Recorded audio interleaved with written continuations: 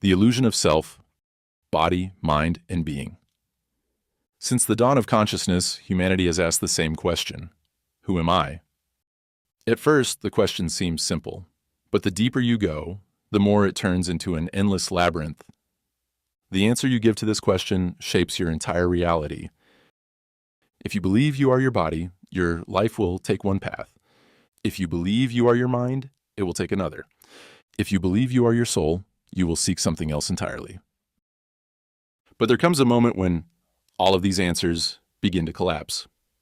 Every human being perceives themselves and the world through a specific lens. Some believe they are their body. Others believe they are their mind. And a few begin to think they are something even deeper. But at each level, the illusion persists. The identity of the body, the material world. Those who believe they are just a physical body see life as a struggle for survival, comfort, and security. The body is the only tangible reality. Here, life is simple. What is good? Anything that keeps me alive and comfortable. What is bad? Anything that threatens my existence or well-being. Survival becomes a pursuit of pleasure and protection. The body craves food, shelter, pleasure. It fears aging, sickness, and death. Those who live solely in this perspective believe that life is just a biological cycle: birth, growth, reproduction, aging, and death. And within this worldview, life has no greater purpose beyond sensory experience. But then something happens. The mind awakens. And for the first time, the person begins to wonder, am I something more than just flesh and bones? The identity of the mind, the world of thought. When someone realizes they are more than just a body, they begin to identify with the mind and its ideas. Here, reality is no longer matter, but information. The highest good is no longer survival, but knowledge, logic, and control. The person becomes a seeker of meaning. They read, study, question, explore philosophy, science, psychology, art. They want to understand. They believe that the mind can transcend the limitations of the body. But the mind is also a prison. It creates identities, stories, beliefs. It projects a self that needs to become something, to achieve something, to master something. And then suffering emerges, because the mind is never satisfied. It always wants more. The mind believes that the future will bring the answer, that one day, when it knows enough, when it understands enough, it will finally find peace. But that day never comes, because the mind is an infinite search engine. It can never be satisfied because its very nature is to seek. And when the person realizes that neither knowledge, nor logic, nor intellect brings peace, they begin to search for something beyond. The identity of the soul. The spiritual search. When someone realizes that neither the body nor the mind is enough, they begin to identify with the soul, the spirit, the eternal essence. Here, the search is no longer for comfort or knowledge, but for God, the absolute, the ultimate truth. The material world feels meaningless. The world of ideas seems limited. The person feels a longing for the infinite. They begin to meditate. They question their own reality. They seek something beyond time, beyond space, beyond thought. But then something unexpected happens. They realize that even the idea of a soul is just another belief, that everything they thought they were was also an illusion. And at that moment, their identity begins to dissolve. The collapse of identity, when the self disappears. There comes a moment in the journey when everything falls apart. What once felt solid becomes fluid. What once felt certain becomes uncertain. What once seemed real now feels like just a dream. This is the collapse of identity. The one who reaches this point realizes that what they thought they were never truly existed. But this realization doesn't come all at once. It comes in waves of destruction, tearing apart layer after layer of illusion. The first crack: the body was never you. The first part of identity to fall apart is the identification with the body. Since childhood, we've learned to say, "I am this," pointing to a body. But if we observe closely, we realize that the body is always changing. The body you had as a child is gone. The body you have now is not the same as yesterday. Every second, cells die and new ones are born, and what you call my body is in constant transformation. If your body is always changing, how can it be you? If you lose an arm, do you stop being you? If your face changes over time, does your identity disappear? The body is not you. It is simply a process in motion, a temporary experience within something greater. But if the body is not you, then what are you? The second crack. The mind was never you. When identification with the body begins to fade, the mind tries to take control. It says, okay, maybe I'm not the body, but I am my mind. But what is the mind? The mind is a constant stream of thoughts. And if you observe carefully, you'll notice that these thoughts appear on their own. You don't choose your next thought. It just arises. If you were the mind, you would have control over it. But try to stop thinking for just 1 minute. What happens? The thoughts keep coming.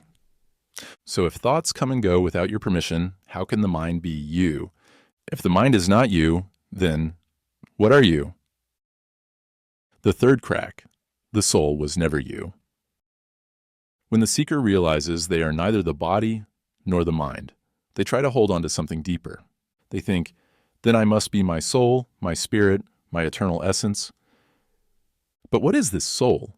It is just another idea, another concept created by the mind to avoid the void. If you truly look beyond the mind, you will see that there is nothing there that can be called me. There is no separate being to be found. The soul, just like the body and mind, is also just a belief. And when this final belief vanishes, the abyss opens. The final moment. When identity collapses, there is no destruction. There is only the release of a weight that was never real. What disappears is not you. What disappears is the illusion that there was ever a you separate from the whole. Silence settles in. The search ends. What remains is not a new self. What remains is pure existence, without name, without form, without limits. It was always here. You were just too busy searching to notice. Now, look within. If you are not the body, nor the mind, nor the soul, what remains? If you truly stop and observe, you will see that nothing can be called me, and that changes everything. Because when there is no separate self, there is no separation between you and the universe. There is only what has always been, and that is freedom. The levels of acceptance of non-duality.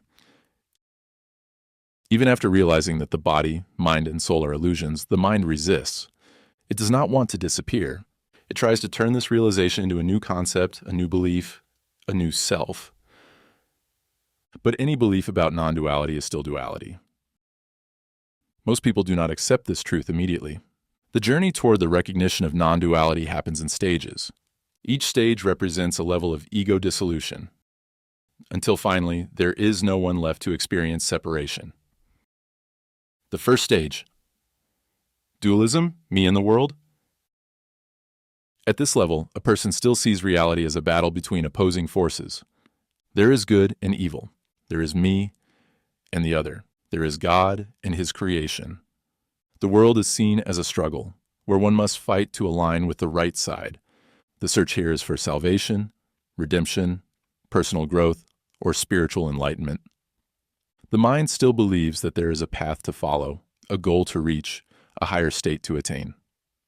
But at some point, a question arises. If everything is connected, then who is fighting whom? This doubt opens the door to the next stage. The second stage. The realization of interconnection. Here, a person begins to sense that the universe is a living organism. They see that everything is interconnected. The body, the mind, and even what they once called the soul are not separate things, but expressions of the same energy.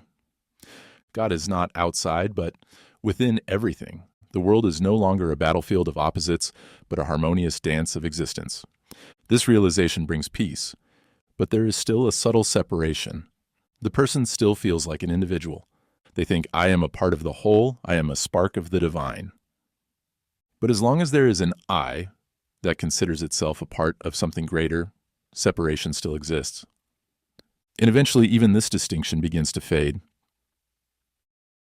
The final stage, the collapse of the self. This is the last step. Here, the final illusion disappears. The person realizes that there was never a self separate from the whole. There is no inside or outside. There is no subject and object. There is no me and everything else.